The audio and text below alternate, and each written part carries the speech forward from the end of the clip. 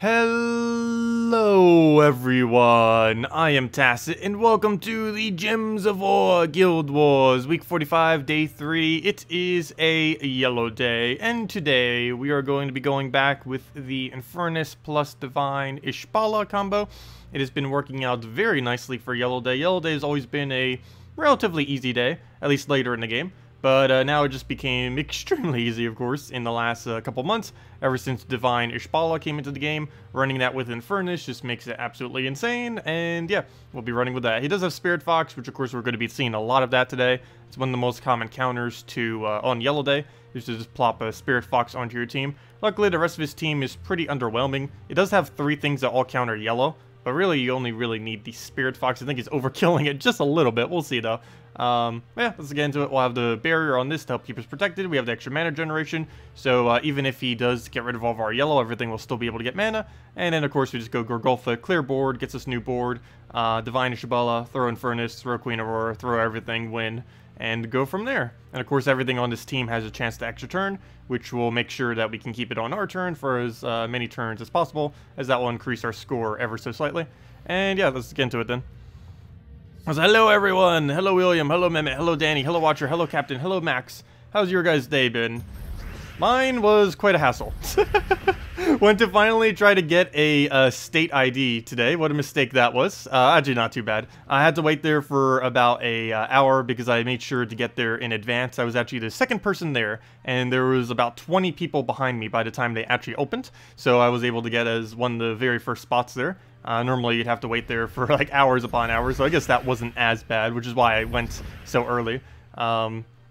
But as far as actually getting it, apparently you need 2 forms of proof of residence, and I only brought 1, so that was a huge fail. Also, I didn't realize that your passport can't be used as like in place of a social security. Like, I know what my social security is memorized, but they need an actual card for it. For whatever reason, a passport doesn't work, even though you need your social security to get a passport in the first place. So that doesn't really make much sense. For whatever reason, it counts as a birth certificate, but does not count as a social security card. So I had to go through all that, and at the end, I got nothing. So that didn't really go over well, but I'll be getting that situated eventually. It's not really that big a deal. I just figured I'd get it because I've been delaying it, because there's no need for me to get it, but I need to get it eventually, just in case I do need it for something. Like in a few years, I'll be needing it to renew my passport, if nothing else. Otherwise, it'll be even bigger hassle, having to go through all that. Hello, Candy. Hello, Danny. Welcome, welcome. Okay, let's just go get Infernus down, and should be good. We'll go through that in there. Pretty much almost dead. Once we get first slot down, there isn't much else on that team. Aurora doesn't have many things to target, though it can target onto purple. So I'm going to move that down, go on purple. It should hit. If nothing else, we get more barriers. Then again, they're already barriered, so do we really need that? But we'll get Infernus down, if nothing else, which will get us more damage, and that's pretty much match. And that actually helps us, him reviving like that, because some of our score is based on how much more damage we do compared to the enemy. And given that he used that, we'll be able to do more damage overall. Now we'll just convert that over, get our damage in. And yeah, this should be a pretty solid score. I know in the past this has scored around 9,400, 9,500. I think we can get it consistently to 9,500 if we start getting better at it. Until Scion shows up. I don't know what we do about that, because I don't have anything that specifically... Oh, well, we have Divine Ishbaala, actually. So I guess we have to go and focus into Divine Ishbaala then, because that's going to be a problem. Scion hitting our Gorgulfa is not good. So I think the best bet here is double purple into Divine into win. Well, there's 1 skull down. Now we just take another one, get convert, get into extra turn, and skull spam it like crazy. Only issue here is we have no alignment, so that's not going to work. I could throw it now, but he's just going to Scion us. Then again, we don't have any mana on it, so I guess that wouldn't be the worst thing to happen, but we'll go move that. He'll get 1 skull, which does barely anything. Again, still no alignment, so we're going to hold. Purple or red would be ideal here. Unfortunately, neither of them are available. I don't want to take brown because he's easily just going to skull poke it, but we'll go for it since we don't have any other options. Grab that, throw Infernus, throw Divine Ishbaala, and that's match. Or as long as he dies, it should be. He did get that skull in there. No! That's exactly what I didn't want to have happen. There's another issue now, too. Really? We are 1 damage short of killing him. And I have no counter to it at the moment. Oh, wait, yes I do. He's burning. Okay, I have to give him a really, really good board. The problem here is he's probably going to famine us for me doing this. So either way, he's going to get something out of this. I either give him Famine or I give him Scion. I think at this point, I just give him Scion. Because that is less dangerous, I guess, at this point. So we'll just take a mana we don't even use, like a blue right there. He'll go do that. We get Divine Ishbaala up. Alignment, too, if he doesn't ruin it. Okay, and that's that. And now we just need to kill this thing before he gets full mana. Which all we need is one Divine Ishbaala for that. If we could get it. That or 2 Skulls. 1 Skull will not be enough, though. Oh, or Infernus hitting him. That works, too. So we'll go for that, actually. And, yeah, he does die to that. And now all I need is Amnesia not to summon. Mainly, I don't need her... Aw, why do you have to do that? Mainly, I need her not to do mana generation. Her summon actually isn't that big a deal. It's mainly in the mana generation she gets will minus our points.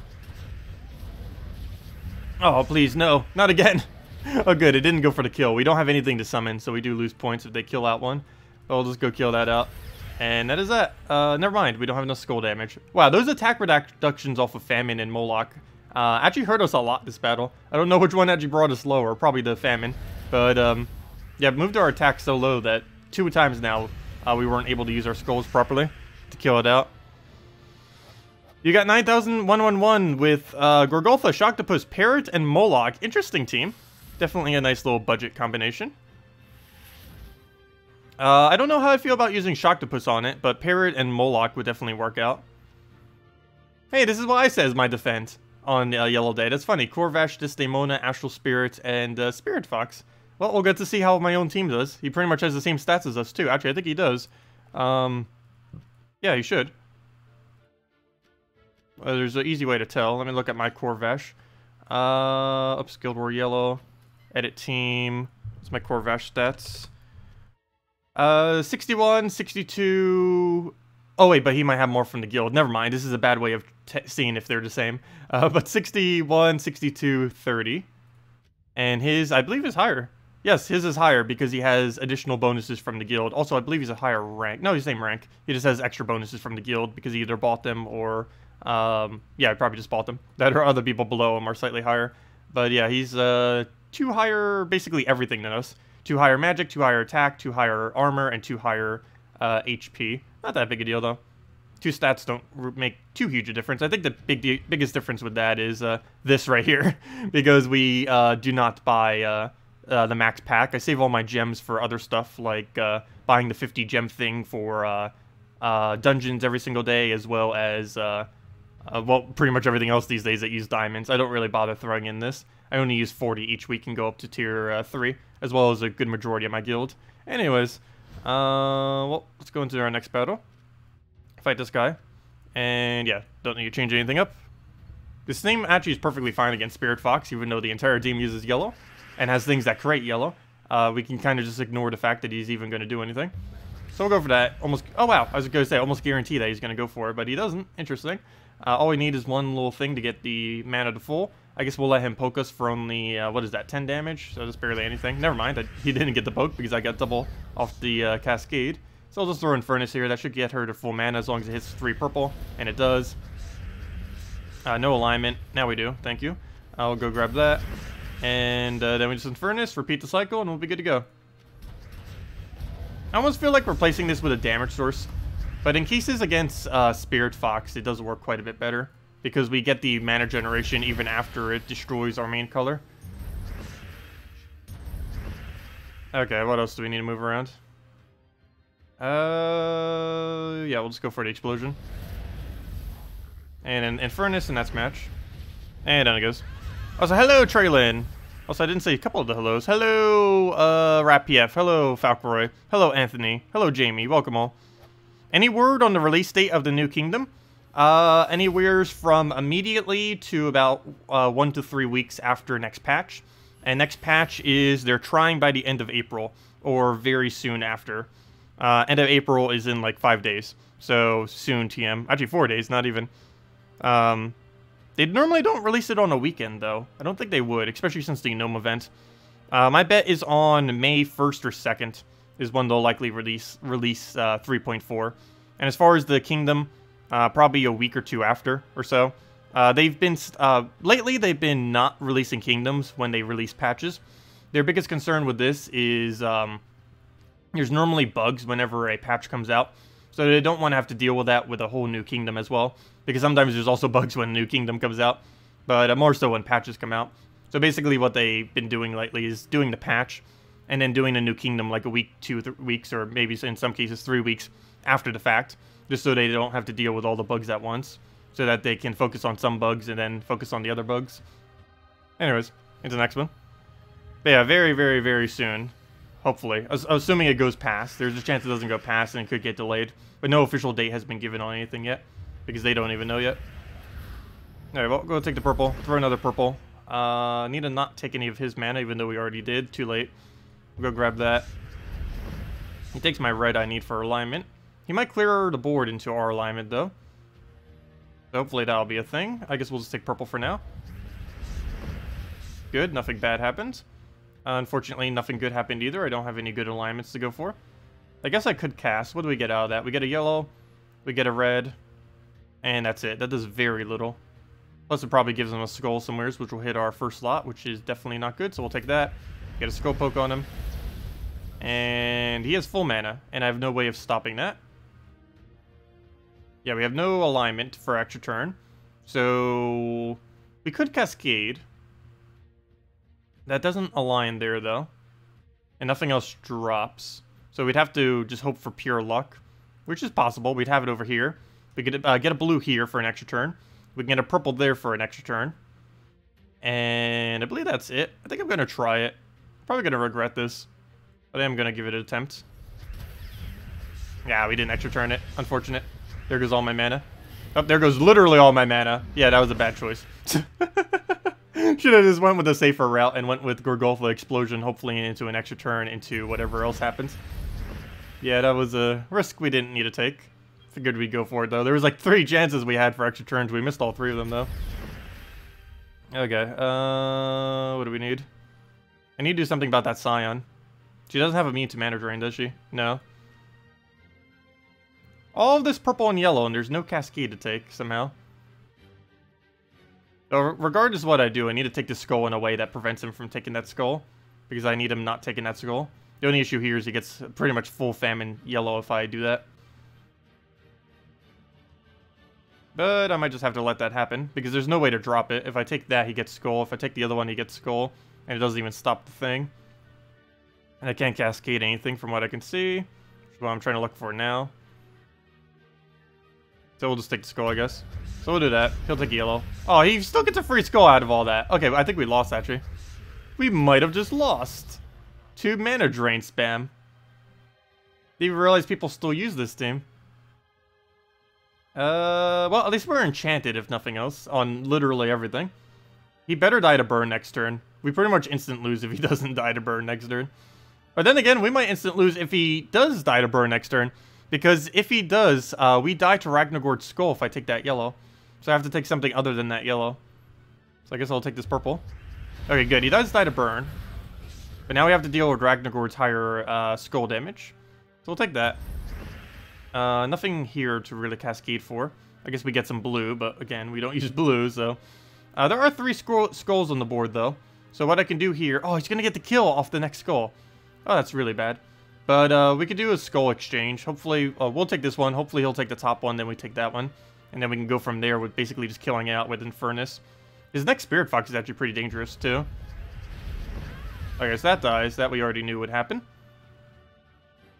Let's see. What's the game plan at this point? I guess hope for a red extra turn here. Throw Infernus down, go for that, and hopefully he doesn't get full mana. Wow, what an extra turn. 6 of them all in a row. All in a column, I mean.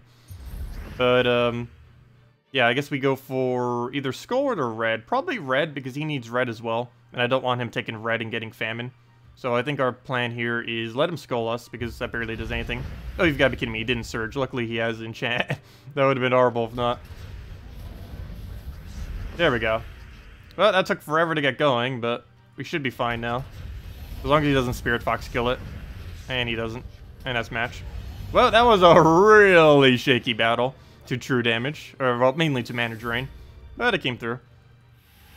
That will happen when your average team is like, or the average mana cost on this team is 21 or 20 or something. Let me see, let's do the math on that. It's something ridiculously high, which is why it fails so hard against that.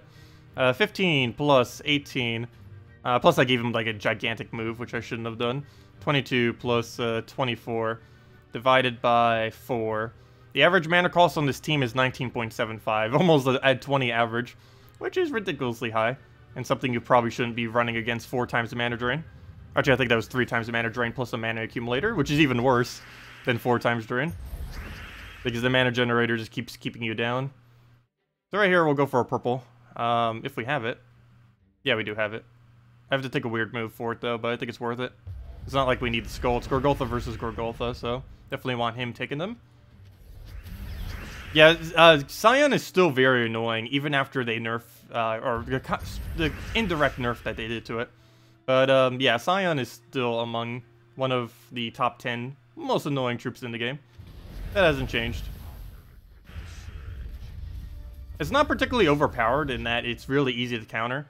It's just, there's a lot of teams that are horrible against it, and one of the worst troops to use against is actually Gorgoltha. Yeah, it just, when you're using it as a main mana generator, it just disables you too well. And you can't even try, like, entangling it or reducing it to 0 attack, because it can still get through with a 4 times or 5 times skull. We'll go take a red here, since there's nothing else to go for on the board. Did he just extra turn that? He did, and he just hit us for a 58. Luckily, this isn't a daemon. It looks like a daemon, but it's not a daemon. So we'll go for that.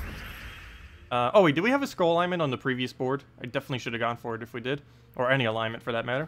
But we'll go for that. He's gonna get a free skull, which he doesn't even go for, so that's good. Not like it would have done much, but still. Don't need that dying. Any more damage he does is just losing points for us. We'll go clear the board. Do I take this blue? We get brown out of it. All of that we don't really need though, so I guess we'll just go for the explosion. Clear out the entire board. And I guess no Ishbaala, so we'll just Infernus. You know what? What might we need a barrier against? Pretty much just Desdemona. But then again, Wisp is the really annoying thing there, and I can't really bother barriering, because the turn that will take to do that will just be wasted the second he casts Wisp, since Wisp dispels all enemies, which gets rid of all positive stats effects, which would get rid of barrier, as well as enchant. It would actually be a pretty good counter to what we're using right now, given all the aspects of the team. Okay, we'll just go for, I guess, Gorgoltha here. And again, doing this on yellow finally might be okay. No, we're not going to bother. We'll just explode the board, hope for Cascade. Got it. Throw Ishbaala if we have it. Yes, we do. Then throw Infernus, and that's pretty much match. Put the skull in there. I need both these hits to hit the same one. I guess we'll throw another Infernus, and then... Or you know what? Let's just double Infernus. We'll go for that. Infernus number 1, and... It's good, it didn't summon. And Infernus number 2. And as that. And again, it's not really the summon aspect of that that's annoying. It's mainly the mana accumulation. Because we'd lose about like 50 to 100 points from it probably exploding once.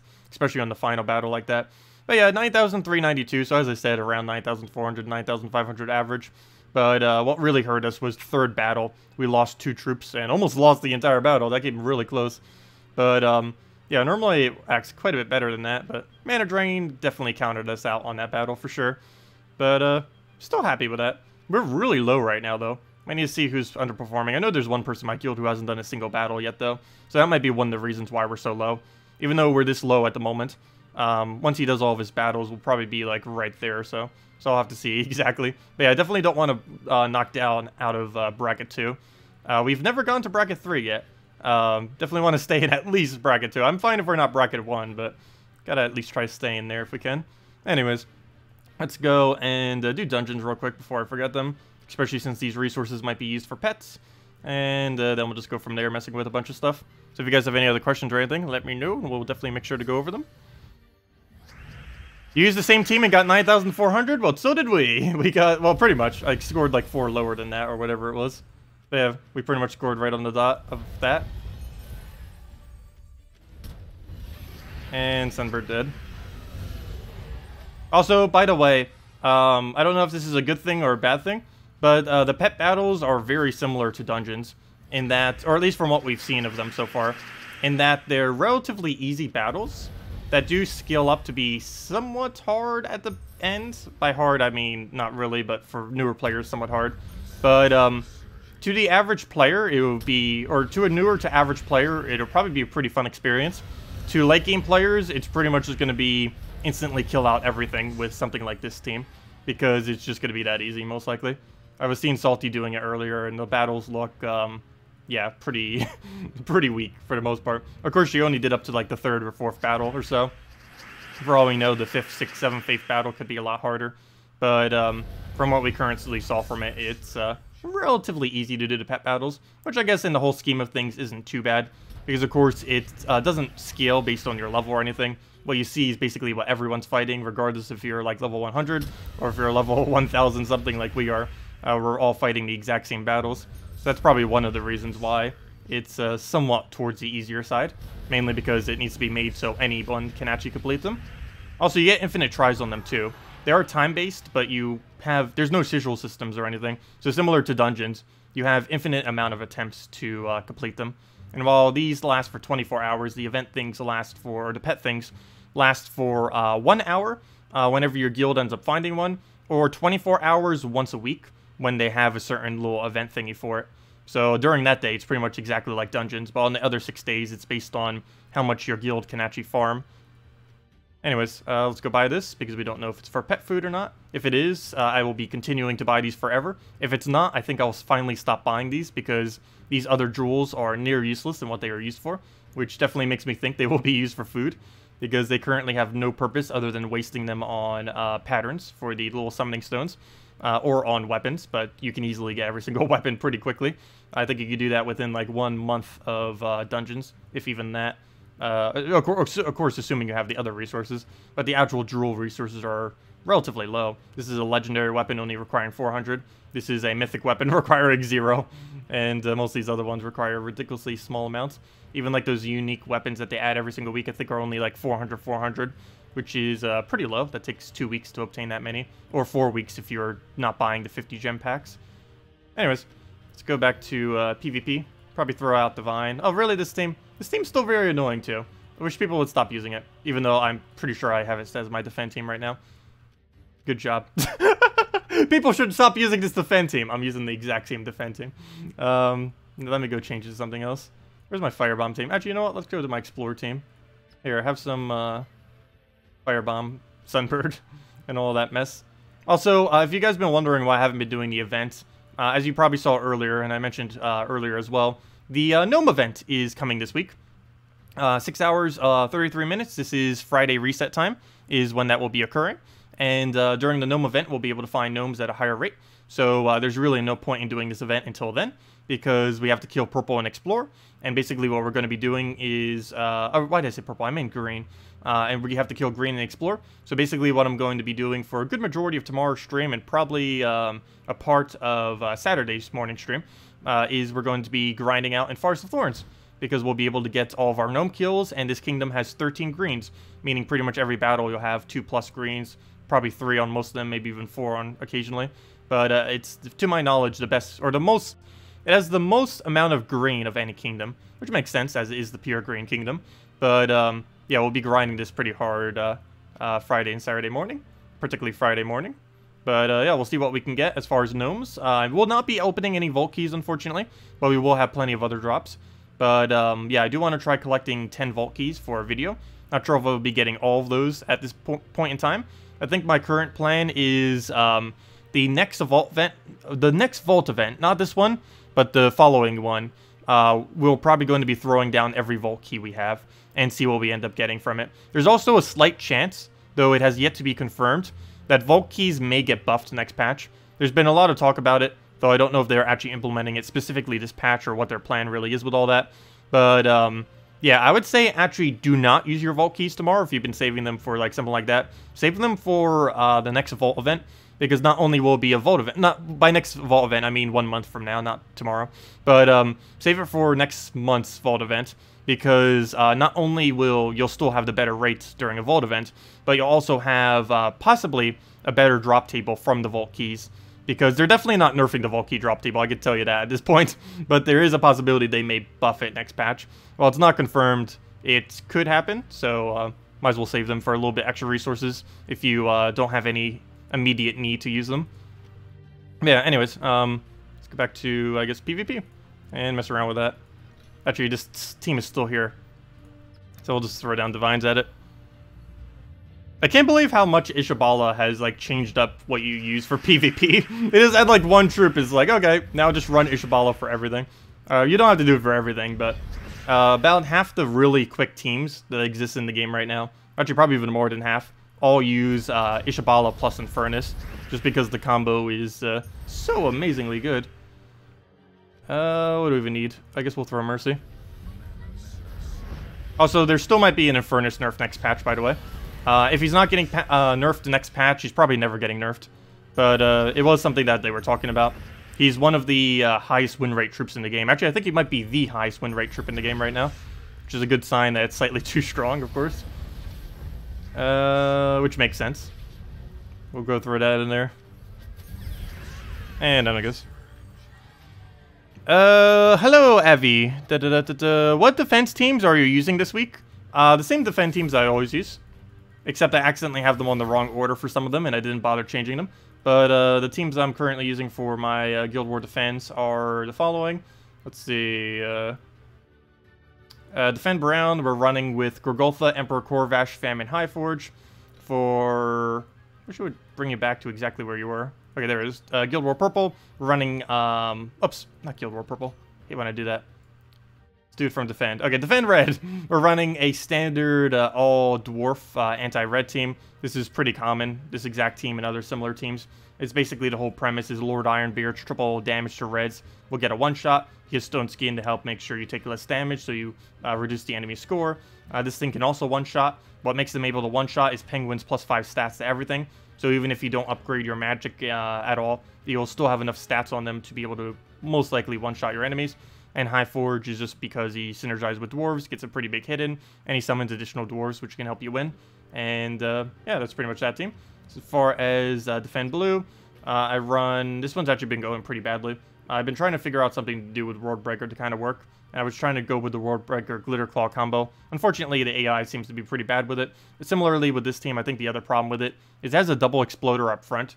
So I think what the AI might be doing is overly spamming it out. So, yeah, I don't know why I didn't put World Breaker there in the first place, but yeah. I think the AI is improperly using this team, I'm pretty sure, because it's been getting a really low win rate. Defend Green is pretty much a standard one. You could also throw Dawnbringer and Kraken. I just hate having to switch my hero class for it, so I don't bother. I just go with the standard Forest Troll, Nyx, Kraken, Queen Mab. You guys probably seen it around everywhere. For Defend Brown, this one's been kind of mixed, but I've been running Yagwe, Naga Queen, Infernus, and the Widow Queen. End up doing this to kind of test how Widow Queen is. I don't believe I got to test this yet, because Brown Day hasn't come up yet this week. So we'll see exactly how it defends this time. Last time it was kind of average, but need to get a couple weeks of it in to really see how it goes. This thing has a convert to brown to red, so you get rid of those. That then synergizes into Yagwe's thing, which converts all purple to red. And then you have Infernus creating a red storm. So basically this entire team is structured around creating as many red as humanly possible. Banner I might need to consider revamping as well. We do convert out to purple, but I kind of figured they might not be getting Infernus up properly, so that would be one way to basically tell the AI to go for purple, is to set your banner higher. The AI does like to prioritize whatever color you have at your highest banner amount, and that's one of the easiest ways to get it to do so, is to basically just double up on that banner. Even if we have it converted out, it's still going to help get Infernus mana, and of course Widow Queen for the webs and stuff.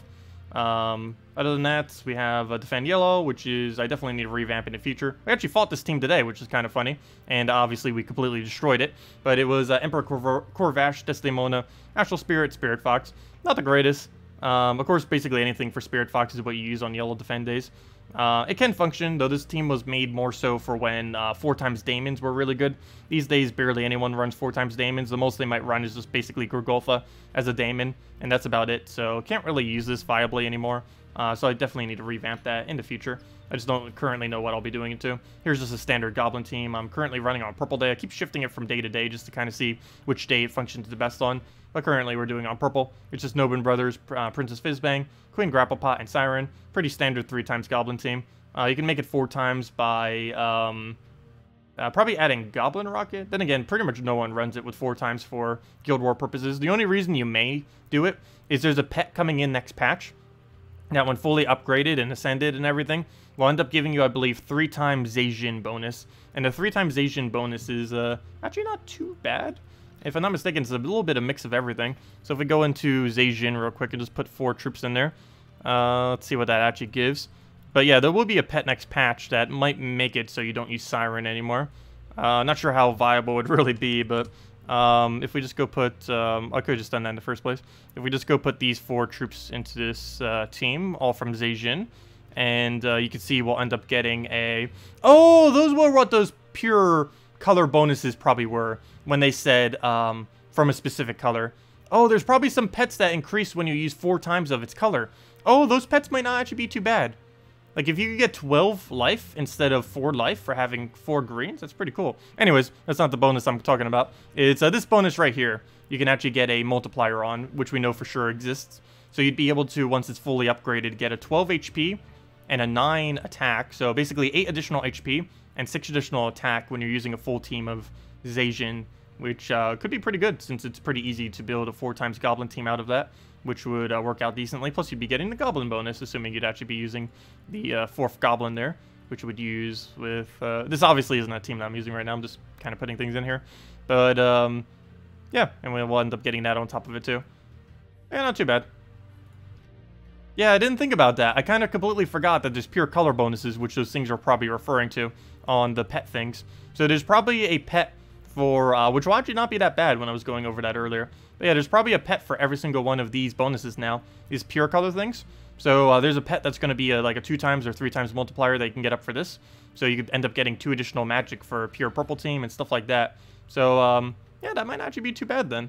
I kind of see why they gave that stat bonus then. They did that so when pets would come out, that they would easily be able to do something like that to give the additional bonus off of them. Yeah, it's kind of cool. Yeah, this one would end up being like 12 life then, 8 additional life for pure brown team and stuff like that. So yeah, I guess there are a few more pets that are really going to be sought after. The biggest ones I think will be the absolute. There's no way to specifically target them, unfortunately, from what I'm aware of. But some of the more probably favorable ones, at least initially, will be the ones that increase your resources. There's going to be several of them, like Moon, Lucky, Mimic, and I believe 1 or 2 other ones, which basically increases your resources per hour. Mimic does gold, Moon does souls, and Lucky does EXP. And in the case of gold and souls, those 2 would probably be very, very good to go for. Particularly the gold one, because the little mini Mimic thing, or whatever it's called, given that it gives that gold bonus, the way that you would actually farm pets is from spamming PvP. So you'd only be able to get 1 per hour, but still, the way you farm pets is PvP, so you'd already be gaining gold from PvP from trying to farm pets. So getting a pet that then gives you additional gold would just be even better on top of all that. But yeah, I am kind of curious if people will go the EXP route or the stat route. I'm personally going the stat route. So things like what I just mentioned, Moon, Mimic, all those, I'm probably going to be upgrading immediately. Then, if those color bonuses things are as I think they might be, I might go for the color bonus ones after that, actually. Because that'll make Guild Wars easier. It won't really come into play at any other instance, but it will make Guild Wars quite a bit easier for invading anyways. Not for defending, but invade-wise, it would become easier. Yeah, I didn't think about that. Well, we'll definitely get to see what the pets are. I'll be going over them in great detail to see what might be the best priorities. But I'm pretty sure those 2 will be the biggest. The pure color ones that give better bonuses, those pets, and the all of the resource ones are probably going to be the 2 biggest ones to go for first. Hello, Sai! Welcome! Doing pretty good. Doing pretty good. Guild Wars had one really shaky battle, but other than that, it was still 9,400. So it came out okay. Could have been a lot better, though. Given how good the team is, I actually did ridiculously bad today. But it's mainly because we took a really risky move on one of them, and it backfired very hard, and almost lost us the battle. Okay, what do we even need to move around here? Why does it look so horrible? Let's go move that down, I guess. Grab all that. No Cascade? No Cascade. I don't think we can bother actually turning that. We don't have Divine Ishbaala either, so we'll just go and clear out the board and go from there. Oh, I could have Mercied. Oh well, too late for that. We already pretty much won. No alignment. Yeah, I don't even have Mercy at the moment. Should have taken it earlier. Okay, we'll go and just get Infernus up, I guess. Throw that down. And it's pretty much match. He'll die to pretty much anything we do. Doesn't even matter. We'll go poke him with Skull, and that's match. Hello, Bunny Killer. Welcome. Oh, you better not kill that cute little bunny that's coming in as the pets. We need that bunny. Actually, it's a pretty weak bunny. All it does is water mastery. But we need that bunny. Yeah, we'll go throw a Mercy down. What else? What else?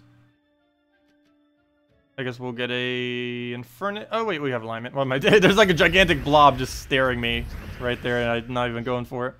So we'll go, and I don't have another convert, so we'll just go for Infernus there. Get the kill. Go from there. And no converts over here. Don't think we need any drops. Maybe take that down. See if we can get a diviner somewhere. No. Nowheres. But we can get divine Ishbaala, so we'll go for that. Even though it's straight into a Gargoltha. Wait, hold up. What team was he using? He's using Gargoltha second slot. I have nothing that moves around his team, nor does he have anything that moves around his team. What on earth was his first slot? Wasn't even paying attention because it died so quick. I haven't seen Gargoltha's second slot used for a while. There was at one point when Crimson Bat first got unique traits, or where basically all legends got unique traits, where Crimson Bat was used in first slot for some time, and followed by a Gargoltha second slot. But ever since then, or soon after that, no one has really bothered running Gargoltha second slot. There are some very, very niche teams that you would do that for, mainly because something would have better offensive skull value. But more often than not, it's not really worth doing Gargoltha second slot. You're better off just putting it in first. The other instance where you may do that is if you're up against Scion. You might occasionally need to move it back one. Speaking about Scion, that's what he actually used in first. Scion, Gargoltha, Infernus, Dawnbringer. I don't know. It does have that Scion aspect, but that just seems a little weird. Because there's no point in giving Scion a lot of mana. The whole point of Scion is just to poke skulls, take their mana, and go from there. You don't actually need to be feeding it mana. Which is what that team is doing. How important is getting your kingdoms up to 5 stars and improving your stars? Long term, extremely important. When you're first starting out in the game, not really that important at all. But you do want to make sure you do it. It's going to help you out a lot, getting those additional stats. It's also pretty much the thing that I consider leaving from early game to mid game. Would be the instance of getting every single kingdom up to 5 stars, is when you're pretty much in mid-game, and once you reach mid-game, you can do basically every piece of content within the game pretty easily, because you'll finally have the stats to be able to participate in things like Guild Wars easily, as well as dungeons, which you probably could already do by now, as well as pretty much every other aspect of the game. That's like the initial point where you can pretty much kill anyone in PvP and stuff like that as well. So, yeah, it's pretty important to get them all to 5 stars. Definitely no rush when you're first starting out, but first priority when you're first starting out is mainly just getting a feeling for the game and starting to actually accumulate stuff like cards and just normal resources like gold and souls, and throwing that into level 10 kingdoms. Because you definitely want to get all level 10 kingdoms. Before you even think about 5 stars, of course, definitely get level 10 all kingdoms. That's the first important step. Okay. What do we go for there? Go throw that in there. Oh, my bad. I meant level 10 is mid-game, and 5-star all kingdoms is late game. My bad. Confused for a second. Though eventually 5-star all kingdom would probably be early or like mid-game or something, because there'll be so many troops in the game. But at the moment, it's more like late game. Hey, we got Celestial too. Very nice. Yeah, I do have the video for that. I've been writing the script for it. I think I might just completely ditch the script and just, like, talk it out the entire time. It might be a little rambly, more so than it should be. But at this point, it's taking me way too long. I already have a script of 3,000 words for it, and I'm not even halfway done. And, yeah. I feel like when trying to make it more concise by making a script, I think I'm making it longer. But, yeah, I might just completely ditch it and just, like, record it normally. Because, the whole script thing isn't working out for something this detailed, because there's just way too many things to cover. I'll just have to get, like, extremely good bullet points down and just make sure I cover everything that way. But I think we'll just go to ditch script at this point. It's the reason why it's not out yet, or one of the main reasons. But yeah, I definitely still want to get that video out. The one that goes over basically everything, the whole progression of the game, essentially. Everything from when you first start out all the way to like end game. And I'm breaking it down into 5 categories: new players, early game, mid game, late game, and then basically end game or super late game, whichever way you really want to refer to it. Because technically there is no end to this game, like there are like pretty much most games, but still. So your kingdoms are all level 10. You're at about level 1050. Yeah, that'd be late game then, for sure. That is for sure. But then again, reaching level 1000 is a lot easier these days than it used to be. It's still a really hard thing to do, but it doesn't take anywhere near as long because, whoa, what is he doing? He almost won. But some people ended up reaching level 1000, like way back in the day, without 4 times speed, without the extra EXP things that we have today, and like a lot of other factors. But yeah, it used to take a lot longer, which is why I don't really base it off a level anymore as far as the progression of the game. It's a lot easier to tell based on kingdom upgrades than anything else. And my breakdown for it is basically you reach early game once you have every single kingdom owned, which doesn't take that long. You can reach that in about a week or 2.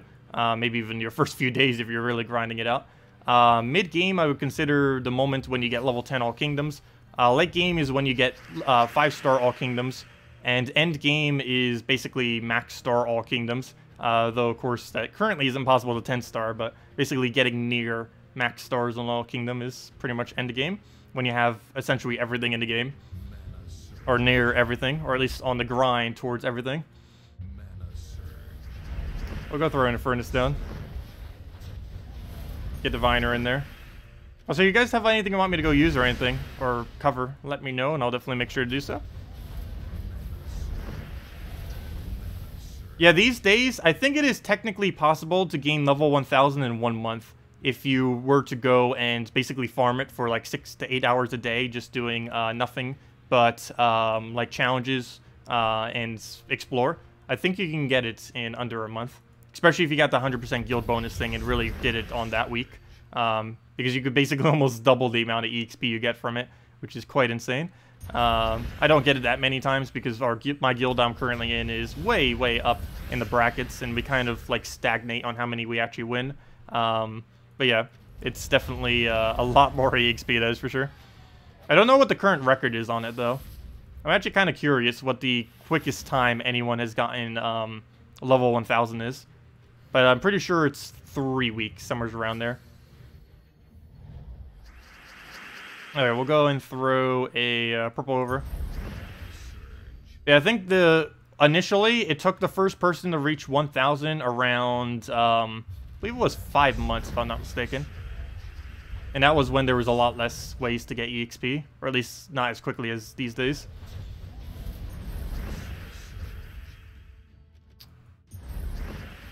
Yeah, I forget who the first person to get level 100 was, but first level 1000 was Mr. Sammy, and the first level 2000 is Techni, who was also the second person to reach 1000. But yeah, Techni is the only person even grinding for it at the moment as well. I believe he still has like a 400 level lead or something above second place. But he's almost there too. I think he has about 1 month or less until he reaches level 2000. And it'll be another year or 2 before anyone even reaches up to his point where he is right now. What's when I'm doing so much damage right now? It is a love hitting today. Same as on that previous battle during Guild Wars. And there we go. On your yellow day, who can you replace Queen Aurora with? Basically any damage source that would function. I believe Grapple Pot, because you're still missing green, right? I believe it would be a Grapple Pot would be your cheapest, best option. Guild War Yellow. Yes, Queen Grapple Pot, if you have her, would be your replacement for that. She can do her ability without wasting a turn. And that works out quite nicely. She doesn't accumulate any mana, but she's definitely a nice replacement there. Queen Grapple. But yeah, Queen Grapple Pot is what you'd put there. She does a full AoE damage, and then the automatic extra turn. Yeah, definitely works out quite nice. Generally, you use her with goblins, but in the context of this team, you can get away with using her. And you're still using every color. Whatever you put there, it definitely has to be a green-yellow, just to make sure you're still using green. But yeah, Grapple Pot would be your best bet from what I'm aware of. Don't think there's any green-yellow divines that are worth using. First thing that comes to mind is Paladin, but the problem with that is he's way too high of a liability in this game mode. But if there's a green-yellow divine, let me see. I guess technically you could use your hero class as well, using a divine there. So I guess our Yali could be a replacement, though that's quite a bit more expensive. This also makes it so you cover every color, if you were to go down that route. Forest Guardian wouldn't be worth it. Paladin is too risky in PvP, and never mind. So yeah, there's basically only two options. Well, there's Grapple Pot, but as far as like covering everything, or most everything. But I guess if you do want to cover everything, your only choices are Yali. But yeah, Grapple Pot would probably be your best bet then. These are the only divines we have that could get half mana off of Ishbaala. And evolve them. Queen Aurora is the best. Oops, I did not mean to replace that with that. What was this there? Ishbaala.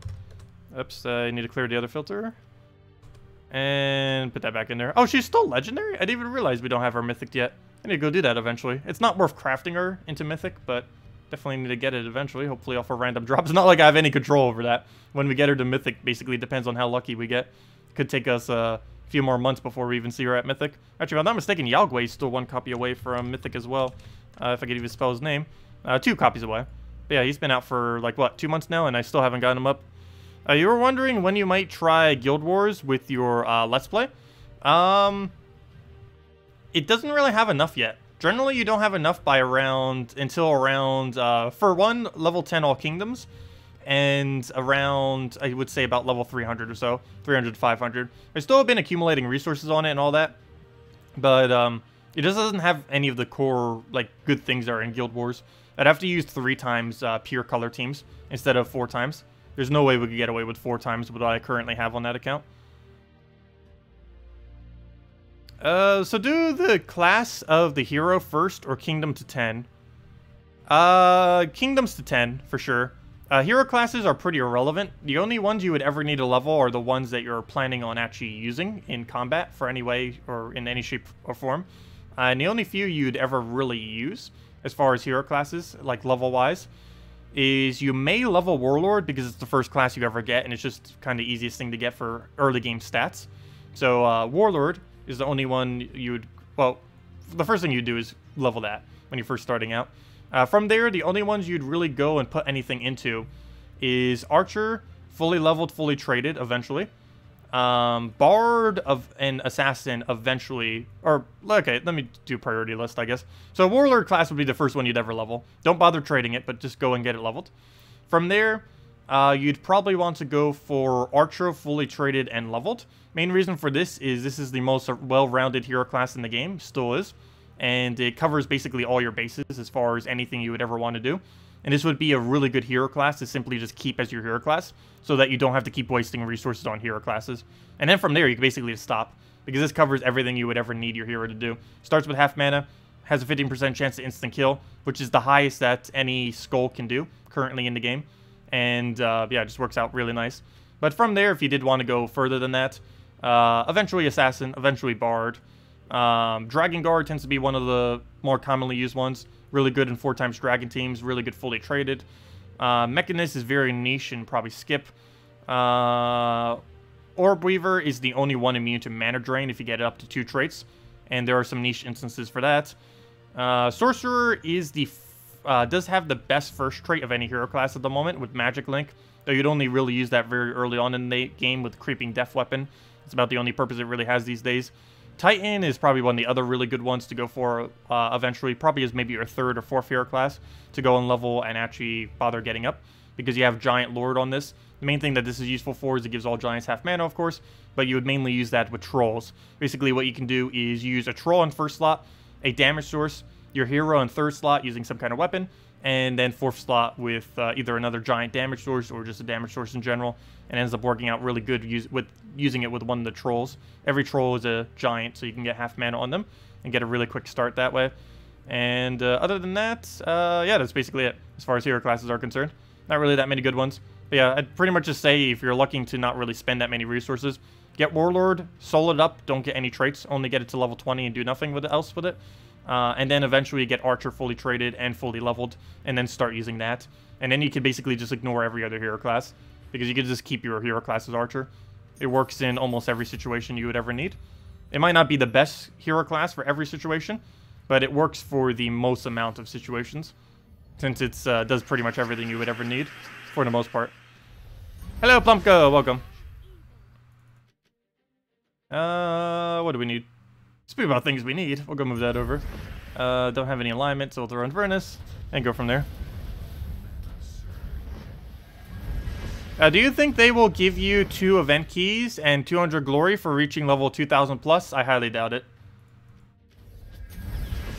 I don't even think they technically even thought anyone would reach level 2000, to be honest. Because you basically gain no additional benefit after 2000 other than that little pack thingy.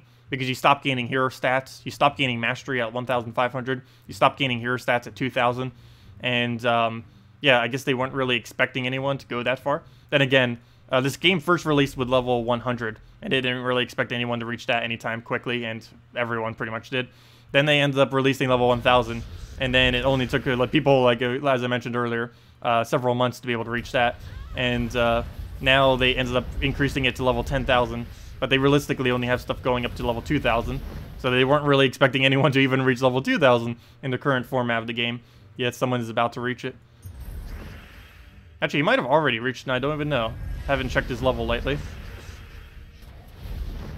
Oh, come on, Infernus, go. We'll go get that down. We could actually lose if he goes crazy with that. Yeah. That. Okay. Does he have enough to skull us one time? No, he does not, so let's go for that. And dead. Yeah, that's enough damage. But that was very close, but there we go. I'm gonna go double check his level. Haven't checked it for a while now. Like for a couple weeks. What is this thing again? Or not his thing, the Gems of War database. This won't be completely up to date, but I don't think he's in game at the moment. Because he's not in our chat. So then again, he could easily be playing and just grinding right now. Yeah, he's not around. I do not see him. Okay. Anyways, let me go and go to the little thingy. How high is he? Go to leaderboard, go to hero level. He is currently level 1985. Also, what's pretty funny is he's he's the first one on the leaderboard, and his name is 505's Greed will be the death of the game. That's pretty funny. I'm actually surprised they didn't ban him from having that name yet, or change it, because his name used to be Syrian at one point, but then they forced changed his name to not Syrian, because at the time you could change the color of your text thing too, so you could basically make your name look exactly like a dev, and he was doing that some, so they changed it, or other things similar to that, because he was confusing people's. But yeah, I find it funny that they haven't changed his current name that he is. But anyways, yeah, level 1985, probably even higher than that. Probably next week, maybe even before 3.4 comes out, he'll be level 2000. And he did say he was planning probably to quit for a little while once he actually does reach level 2000. He did in the past too, like around soon after, I believe, after he hit level 1000 or so.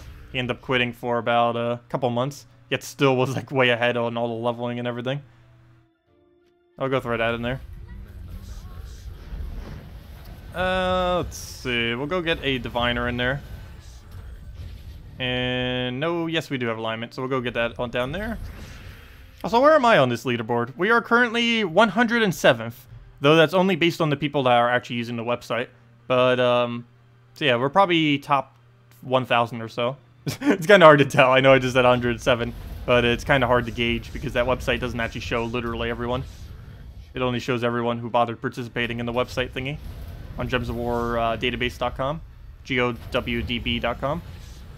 Also, if none of you have been going to that site, it's a really good resource for knowing what trait stones are on each troop. Well, actually, I guess you technically don't need that info anymore now that it's in-game, but it has a lot of really nice info on it, as well as an archive of all the updates and just a lot of interesting things on there. I think its best feature is probably the trait stone tracker. It has really good tools for figuring out how to allocate all of your resources, which can be quite a daunting task, given how many different things use different trait stones. It has become a little bit easier ever since they added orbs, though, because at least with orbs, you can go and basically level something whenever you want, or, you know, use these things on a troop and then get it up that way. But that definitely has made it quite a bit easier, because you don't have to worry about all of these trade stones, which makes up, like, what, 40 different resources? You could just go and throw orbs and stuff instead. Of course, on higher rarity. For lower rarity stuff, you still use all the orbs. But for legends and mythics, you pretty much just use the orbs these days. Maybe even exclusively mythic if you're only getting a few of them. But I obviously haven't used any of mine just because I haven't had a need to. Anyways, that's all that. Let's go back to PvP. And tomorrow we will be going on a big explore grind in hopes to get as many vault keys as possible. I think our first video will be aiming, I guess, for 12 vault keys, since it'll be a month from now. The first gigantic vault key opening. And if they do indeed buff it by then, that'll also be pretty good data on the buffed drop table, which will probably be the biggest one opening since then as well. I don't think anyone has bothered actually recording any yet. Of course, we've been keeping data on it, but of course we don't have any data on the buffed ones yet because they haven't buffed them yet. But I'm pretty sure someone will accumulate data on it eventually. I just won't be until we do the really big video on it. And that's one of the reasons why I'm saving all the keys. Or all the vault keys, that is. So if you're wondering why we're not opening any of them tomorrow and all that, we're saving them for hopefully the buff next patch. And if they don't get buffed, we'll just open them, not this gnome event, but the following gnome event. Regardless, we're opening them then, regardless of if they're buffed or not. But hopefully they will be, because that will mean more resources for us. Probably not by much, but definitely could be. Same reason I'm kind of saving all my seal keys right now. There's still that slight probability they will eventually get buffed, and meaning that the value from opening them will be ever so slightly better, but they still haven't bothered doing that yet. At this point, I might just give up on that. Next Q&A, I will actually be asking them that, because I've been hoarding those things for way too long now. It's almost been 9 months, actually almost a year now. They said, like, last summer that, yeah, in a couple of months, we're going to go and update the drop table, and here we are almost 9 months later. It's like, nope, still not updated. I've been saving them, I think, for, yeah, pretty solid 8-9 months. I think it was July something or somewhere around there where they kind of first announced it when I started saving them. And now we have, how many do we have? We need to divide that number by 20. And that's how many vault keys we have. I mean, not vault keys. I wish, could you imagine having 88,000 vault keys? 88,000 divided by 20. Actually, I could have easily done that in my head. Why did I even add that? Plus 256. And that comes down to a grand total of 4,656 seals. Keys. Or guild keys, whatever they're called. Guild chests. Is how many we can open. Which basically means we have 4,656 gem keys. Because how they currently function, they will always give us... once you have each of the guild guardians, basically, to 4 copies of Mythic, it'll stop giving you any of them, and will only give you whatever your actual drops are. So basically, once you have a fully maxed out guild chest thing, that is gems every single time. So yes, 4,656 gem keys is what we have sitting there. That is a lot of gem keys. That's basically 4 mythics. But that's 4 to 6 mythics worth of gem keys just sitting there. So we actually have enough. We almost have enough. Probably next month, we'll have enough guild seals that if we wanted to, we could get every mythic that's being released for the rest of the year using only guild keys, which is quite insane. That would definitely save us a lot of resources. Could you imagine 7 months of us just accumulating all these resources like gem keys and these other few? Well, actually, mainly just gem keys. Gem keys and gems themselves, because we'd never have to throw down. All we'd have to throw is event keys. Gold keys went for new kingdoms. Glory keys for new kingdoms. Event keys for new legends. And we'd never need to touch gem keys because it would all be covered under guild keys. And we'd never have to touch gems unless we need them for event keys. And for other features, of course. I'm pretty sure there's going to be some kind of gem sync on pets as well, which is going to be ridiculously annoying, but oh well. It's almost bound to happen. We don't know for sure because she has yet to show it, but it's probably going to happen. Did anyone else get excited by the way that Tacet said grinding? How did I say grinding? I just say grinding. I don't say it any weird. I don't say it any weird. Wow, that sentence was weird. But I didn't say it weirdly, I don't think. Unless I did something wrong. 10% of the way to Dawnbringer. Congrats, Danny. Very nice. That reminds me, too. Don't forget to farm up souls for next patch as well. They will be needed in some way, shape, or form for pets.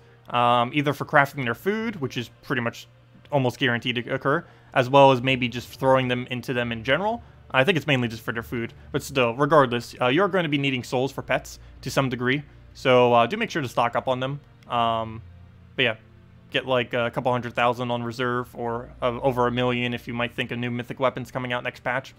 There's been no word on it, but again, as I mentioned a little while ago, when they said they were going to go and nerf Arena, Dawnbringer and Arena, they said soon after that they would consider adding a new mythic weapon.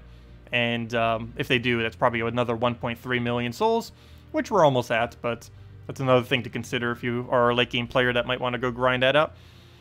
You think Surian's on the case? What is this? What is this link of what you post? You still have Zugoff and got your defend team for PvP, and others are getting so upset and reporting you for cheating? Oh, that's funny. I thought that all that got sorted the other day. I got another refund for it, what was it, yesterday or the previous day? Let's see. Aha, you see Azul is on Xbox. You corrected all the PS4 ones. Seems like we missed some Xbox ones too. You're off to do that today then. You'll check it on PC and mobile too while you're at it. Okay, just gonna fix all of that then. And yeah, that's kind of weird that still some got through. It's been like, what, 4 days now? But hopefully they'll finally get it all done today. Yeah, that is pretty funny if you still have a Zugoff on it.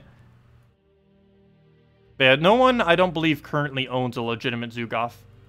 Pretty certain there are 0 ones, because there's going to be a gigantic what is that? Specular?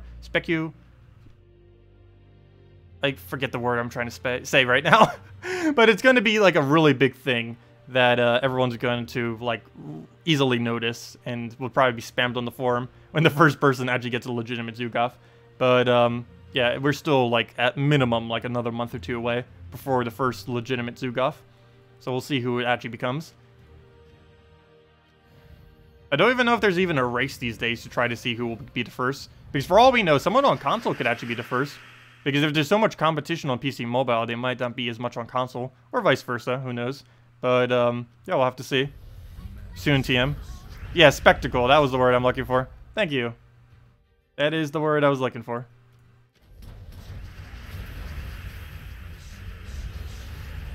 It's kind of weird. Some words I know how to spell and like how to write, but I don't know how to say them. But there's other words that I don't know how to, that I do know how to say, but I don't know how to like write, which is kind of weird. Actually, there's a really common one that I keep doing that wrong with too, that I just need to go and learn already because I keep messing it up, which is really weird. Oh, what's that one word called? Let's see. Permanent. I am really bad at spelling permanent. I can easily say it, but I always spell it incorrectly. I don't think I've ever spelled it correctly the first time I typed it in. We'll go and take the red. Go and get a Mercy down. And get that in there. Take an Infernus. And, oh, we could have gotten multiple skulls cascaded. It didn't do it, though. Oh, well. Last question for you for today. You were wondering why Monkey Disciple needs more copies for Ascension than any other rare troop. 11 copies for him to get to Epic and 5 for all others. Is it off? I didn't even notice that when I was upgrading him. That's definitely a bug, glitch, or unintended side effect of something. But yeah, every single thing should have the exact same cost. It says now how you spell Disciple. Let's see. Well, actually, there's no way for me to backtrack to see that. But, yeah, we still need only the same amount for the Mythic. But yeah, I can't backtrack to see what we needed for the previous ones. But, yeah, that shouldn't be the case. It should be the same for every single one. These costs should have been 5, 10, 25, and 50. Is what these costs should have been. And if they're anything other than that, then that is definitely incorrect. But yeah, it should be 5, 10, 25, 50. And if it was a common, the last one would be 100 copies to get the final Ascension. But yeah, if it's anything other than that, then yeah, that's a glitch of some kind. It could also be that you had a certain amount of cards and you might have been looking at the wrong number, not sure. But yeah, maybe he is more expensive. I didn't pay any attention to it. I always just click Ascend fully on all my troops. Speaking of that, I actually do have one upgradable right now. I still haven't done yet. Actually, 2 of them. We ended up getting Hind to Mythic when we went and did event key opening to get the new Willow that came in this week. Almost forgot that even came in this week. But go get that and max her out. I don't think that really does anything for us, especially since we don't even use her, but oh well. Get that upgraded. What does she do again? Oh yeah, this is actually a really interesting concept. I wish they would expand on this for future troops. It deals damage to an enemy, gains 2 of its mana back, and a 25% chance for an extra turn for each entangled enemy. This kind of concept seems pretty nice, though they haven't implemented it on any other troop other than her.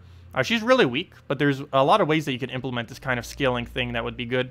Basically scale it off of various stats effects, or based on how many colors are on the team of a certain color, or based on how many colors of your team are a certain color. So let's say like some kind of effects that you get 1/4 the value from per, let's say, red troop that's on your team. And of course the troop would be red. And if you had a full team of reds, then you'd get the full effect. Or if you only had 3, you'd just get 75% the effect of the extra bonus effect.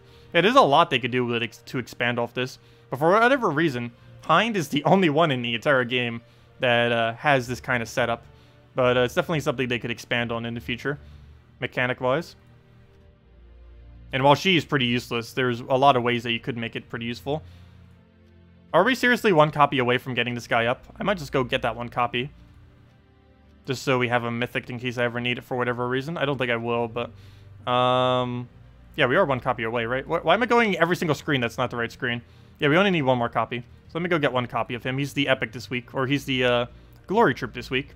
So let's go get the final copy we need, which is somewhere around here. Glory rewards, 400 glory, more red purple. Don't think I need to stock up, we already have plenty. And 2 upgradable, and there we go. And now he's mythicked. Let's go ascend him, get him up, get his final level. And there we go, max level. Max everything. And how useless is he fully maxed? He dispels an enemy and deals 25 damage, gain 4 magic, and becomes enchanted. So basically useless this late in the game. And that's with 20% bonus on top of everything else.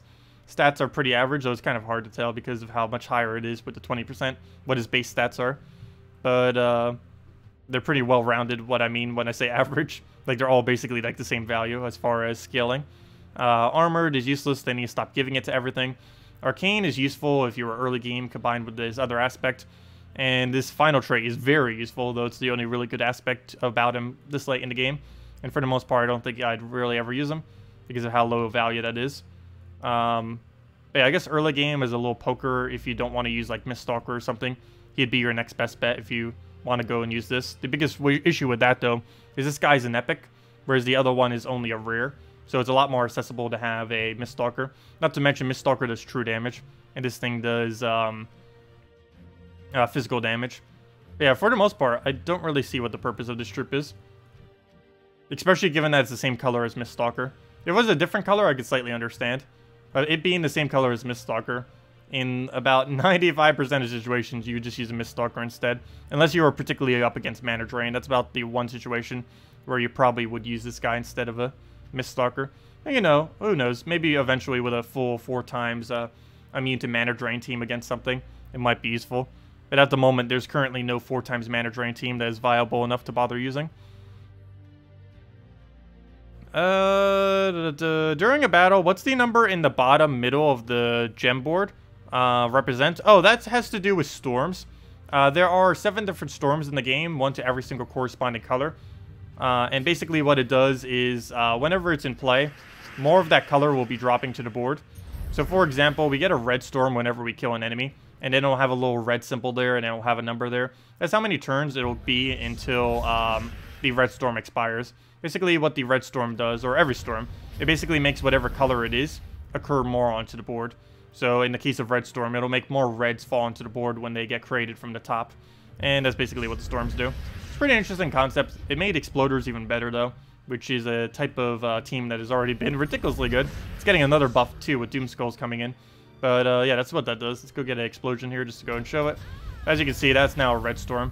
And this represents just more reds falling from the board. A little bit hard to specifically tell it, but if you do like a Gorgolfa cast or something that clears a lot of board, you could really start to tell that there is an increase to that amount of color. Yeah, it's basically just making more reds fall to the board. You can slightly tell it from that time. It ended up dropping quite a bit of reds. But one indirect thing that this also does, regardless of the color, it makes exploding troops have a better, or just anything that removes a lot from the board.